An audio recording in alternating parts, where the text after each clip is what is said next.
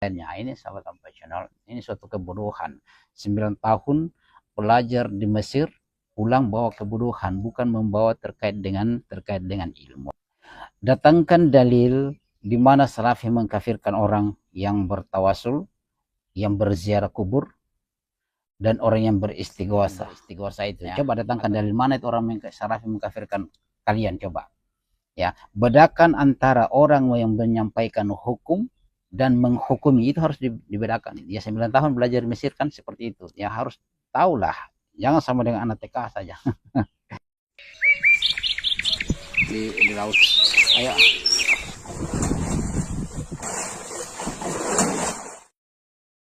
Hasilnya disarankan kepada teman-teman 625 ikhlas kepada Allah Subhanahu wa taala.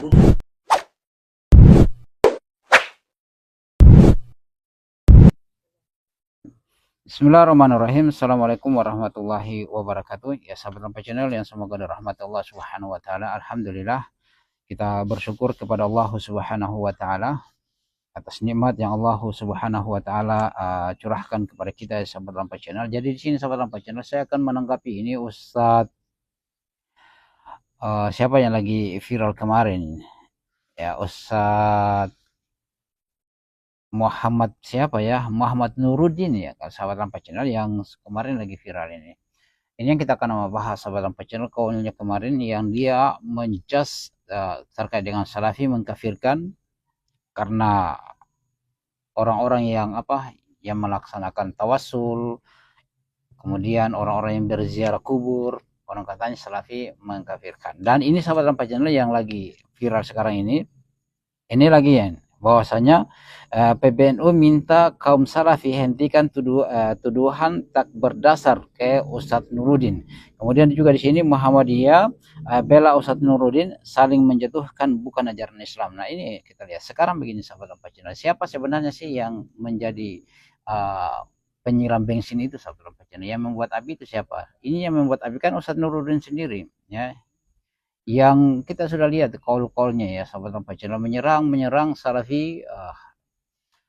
Kemudian ketika dibalas langsung KO. Ini namanya maling teriak maling ya, maling teriak maling.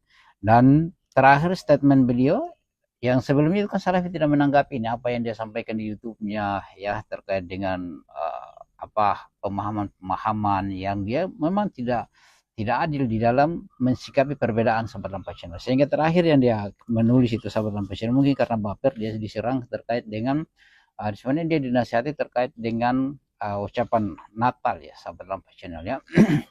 Oke, ini ucapannya yang kita lihat ini, orang-orang NU dia, kita lihat orang-orang NU pada umumnya sering bertawasul. Bagi kalangan Salafi Wahabi, tawasul itu adalah perbuatan musyrik. Ini yang kita akan jawab sebentar. Aku paling tidak atau paling tidak menjurus pada kemusyrikan. Kenapa enggak langsung minta sama ke Allah? Ini kata mereka, kenapa harus menggunakan perantara? Mereka beranggapan bahwa orang yang bertawasul itu mengikuti kebiasaan orang-orang jahiliyah. Ketika mereka menjadikan patung-patung itu sebagai sesembahan selain Allah Subhanahu wa taala. Tuduhan serupa biasanya dialamatkan kepada orang-orang yang melakukan istighosa, ziarah kubur dan yang lainnya. Ini sahabat Lampai Channel, ini suatu kebodohan.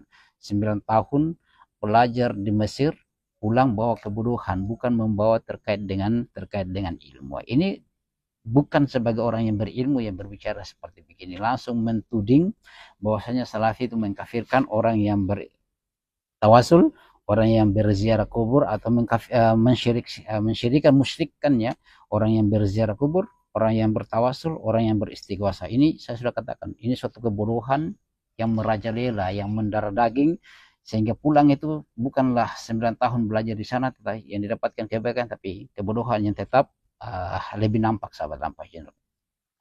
Datangkan dalil di mana Salafi mengkafirkan orang yang bertawasul, yang berziarah kubur, dan orang yang beristighosa. Istighosa itu ya. Coba datangkan dalil mana itu orang Salafi mengkafirkan kalian, coba. Ya, bedakan antara orang yang menyampaikan hukum dan menghukumi, itu harus dibedakan. Ya, 9 tahun belajar di Mesir kan seperti itu. Ya, harus tahulah. Jangan sama dengan anak TK saja. Jangan sama dengan anak TK yang mau melampiaskan amarah saja ya. Jadi sahabat Lampai Channel, kita minta ini mana? Kalau bertawasul, tidak ada salafi tidak pernah memusyrikan, mengkafirkan orang yang bertawasul. Yang bertawasul itu hanya sampai pada derajat bid'ah. Ya, karena para sahabat tidak melakukan tawasul, tidak melakukan hal seperti begitu. Adapun yang ayat yang mungkin yang dia maksudkan ayat Al-Maidah ayat 35, ya ayyuhalladzina amanu taqullaha wa batagu ilaihil wasilah. Ya, hai orang-orang yang beriman, bertakwalah kepada Allah dan carilah wasilah, jalan untuk mendekatkan diri kepada Allah Subhanahu wa taala. Mungkin itu yang dia maksudkan membolehkan. Oke. Sekarang tawasul apa di situ al-wasilah di situ maksudnya apa? Wasilah di situ adalah tawassul ilaihi biwasilati ay taqarrubi ilaihi bi amalin. Ya, yang dimaksudkan itu sebagaimana Ismail apa ulama salaf ahli bahasa mengatakan yaitu Ismail bin Hamad ya, Al-Jauhari mengatakan seperti begitu, yaitu tawassul ilaihi biwasilati ay taqarraba ilaihi bi amali, yaitu kalau yang dimaksudkan dengan wasilah di situ itu apa? Mendekatkan diri dengan amalan. Ya, mendekatkan diri dengan amalan. Al-qurbatu fil amali, yaitu pendekatan diri kepada Allah dengan amalan, yakni apa? Fi taatihi bi amalin saleh, yaitu taat dengan apa? Ketaatan, amalan-amalan yang saleh untuk mendekatkan diri kepada Allah, bukan perantaraan. Dan itu yang perlu ditahu. Kalau ini 9 tahun loh ya. 9 tahun belajar di Mesir ini sahabat Lampai Channel ya. Jadi kita sudah dapatkan ya. Jadi tidak sampai bosku ya, santai saja, tidak sampai bahwasanya salafi memusyrikan orang yang bertawasul. Jadi tawasul hanya sampai pada derajat bid'ah. Nanti sebentar istighosa kita akan bahas. Ingat tawasul itu dalam salafi itu dia bagi ya. Ada tawasul yang pertama, tawasul dengan nama dan sifat-sifat Allah Subhanahu wa taala seperti ya Rahman ya Rahim, kasihanilah kami ya Ghaffar, faghfir lana ya. Itu dengan nama dan sifat-sifat Allah Subhanahu wa taala, itulah boleh. Kemudian tawasul dengan amalan soleh. Lihat 3 orang yang tersimpan, yang tertutup di dalam gua ya, mereka bertawasul dengan amalan-amalan soleh mereka ya. Kemudian Allah membukakan batu yang menutupi mereka ya, 3 orang itu. Kemudian itu tawasul yang dibolehkan. Kemudian tawasul yang dibolehkan yang ketiga adalah tawasul dengan orang yang masih hidup.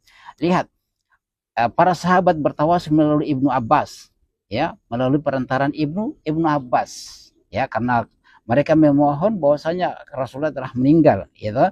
Maka kami biasanya mereka bertawasul melalui Nabi Shallallahu Alaihi Wasallam. Karena Nabi sudah meninggal, maka kami akan bertawasul kepada paman Nabi Shallallahu Alaihi Wasallam, ya kan? Kemudian Ibnu Abbas berdoa ya terkait dengan hujan, ya. Oke, itu tawasul. Kemudian tawasul yang yang dilarang itu adalah tawasul yang seharusnya sudah masuk pada perkara istighosa, yaitu meminta kepada ahli kubur, penghuni kubur, untuk mendapatkan rezeki agar mereka sampaikan kepada Allah agar berikan kami rezeki. Itu yang kita akan bahas itu. Itu namanya memohon pertolongan kepada orang-orang yang soleh yang berada dalam kubur, itu namanya istighosa. Dan itu yang dilarang. Jadi kita tidak mengkafirkan orang. Kamu harus tahu mana yang menjelaskan hukum dan mana menghukumi. Wah, 9 tahun loh Anda belajar. Ya, apa yang kita dapatkan? Cuma membawakan kebodohan saja yang kita lihat di sini sahabat Lampai Channel. Jadi kalau tudingan-tudingan di sini bahwasanya Salafi Wahabi itu ya, dia tawasul itu adalah perbuatan musyrik atau paling tidak menjurus pada kemusyrikan. Kenapa?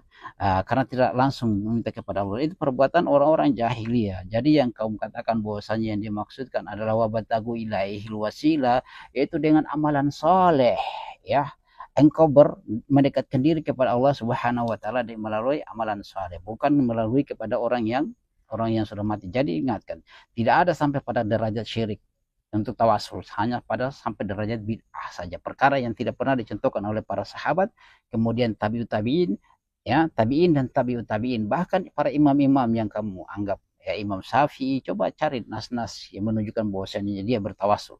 Coba, tidak ada sampai di situ. Itu hanya sampai pada perkara bid'ah yang para salafi sampai pada derajat itu. Jadi kalau Anda tuduh mengkafirkan orang karena bertawasul, itu harus hatu burhanakum in kuntum shadiqin. Datangkan bukti jika Anda orang-orang yang jujur. Kemudian terkait dengan ziarah kubur, sebentar kita akan bahas insyaallah terkait dengan istighosa ya. Oke lah. kita langsung saja istighosa. Istighosa saja, istighosa adalah meminta pertolongan, ya, meminta pertolongan kepada orang yang sudah meninggal, itu namanya syirik, ya. Jadi bedakan, kami sampaikan syirik bahwa itu bukan kami menunjukkan bahwasanya kami dia kafir, tidak. Saya katakan bedakan antara menyampaikan hukum dan menghukumi, ya. Meminta pertolongan kepada orang yang soleh, orang penghuni kubur, ya, itu namanya syirik karena menduakan Allah Subhanahu wa taala. Ini 9 tahun belajar di Mesir kok seperti begitu, ya, tidak paham tentang mana tawasul, mana istighosa. Dalam manhaj salaf itu tawasul itu dibaginya di berapa, itu harus ditahu juga, jangan asal menfitnah saja kemudian berbalik lagi bahwasanya kami yang menyerang, tidak seperti begitu. Kemudian terkait dengan ziarah kubur, mengkafirkan, memusyrikan orang yang ziarah kubur, hatu burhanakum in kuntum shadiqin, datangkan bukti, ya. Kita tidak melarang orang menziarah kubur. Kita menjelaskan hukum bagaimana cara berziarah kubur yang benar. Bukan seperti yang dilakukan oleh orang-orang sufi, para penyembah kubur di situ. Yang kita lihat ini, ya, mereka beribadah kepada kuburan-kuburan itu, bahkan mereka menyembah, itu yang salah. Kalau Anda berziarah kubur, tafadhol, silakan berziarah kubur, tapi di sana Anda masuk harus beri salam. Kalau itu kuburan kaum muslimin, lepaskan alas kakimu. Itu kan diajarkan oleh Nabi Shallallahu Alaihi Wasallam supaya Anda mendekat, lebih mengingat kepada kematian, ya. Bukan kita tidak melarang itu, tapi ziarah kubur yang sesuai syar'i, bukannya beribadah di kuburan itu yang dilarang, ya. Tidak ada itu suatu kebohongan yang kamu menyebarkan suatu kebohongan, ya. Ustaz Nuruddin, ya, siapa ini? Itu 9 tahun loh Anda belajar itu di Mesir, kok cuma pulang datang bawa kebohongan saja, bawa kebodohan. Dan insya Allah kita akan melanjutkan sahabat lampa channel di pertemuan berikutnya. Kita akan bahas ini terkait dengan kaul beliau ini menarik ini, ya, pada terkait dengan tentang kesyirikan ini, ya, tentang kesyirikan. Dia Salafi katanya itu mengharamkan terkait dengan menyeru kepada Al-Quran dan Sunnah, ya. Kemudian mengkhawatirkan umat ini terjatuh pada kesyirikan, sementara Nabi katanya tidak mengkhawatirkan itu. Ini kita akan bahas nanti. Menarik, ini suatu kebodohan, jahil, juhal murakkab namanya, seperti ini. Yang dia katakan khawatir umat ini jatuh dalam kesyirikan, padahal nabinya sendiri tidak mengkhawatirkan itu, tidak mengkhawatirkan umatnya jatuh kepada kesyirikan. Wah, ini suatu kebodohan, jahil, juhal murakkab. Ini 9 tahun loh sahabat channel, ya. 9 tahun belajar di Mesir, pulang bawa kebodohan saja. Allahu Akbar. Semoga Allah Subhanahu wa taala merahmati kita. Insyaallah kita akan bahas yang berikutnya ini sahabat lampa channel, ya. Jadi dia ini tertuduh, katanya dia tertuding bahwasanya dia ini seakan-akan dia yang diserang, ya. Tidak, padahal dia sendiri yang menyebarkan bensin loh, ya, menyebarkan. Kalau Anda diam-diam saja, masa Salafi juga mau menyentuh Anda. Oke, itu sahabat lampa channel, semoga Allah Subhanahu wa taala merahmati kita. Nanti kita lanjutkan, ya, kita akan bahasin kaulnya tadi, padahal nabinya sendiri tidak mengkhawatirkan kesyirikan itu, ya. Ini kita akan bahas, ya. Bagaimana kita akan mensikapi ini? Ini menarik ini. Oke, kita akan melihat keilmuannya di sini sahabat lampa channel. Demikian sahabat lampa channel, semoga Allah Subhanahu wa taala merahmati kita. Subhanakallah bihamdik, asyhadu an la ilaha illa anta, astaghfiruka wa atubu ilaik. Assalamualaikum warahmatullahi wabarakatuh.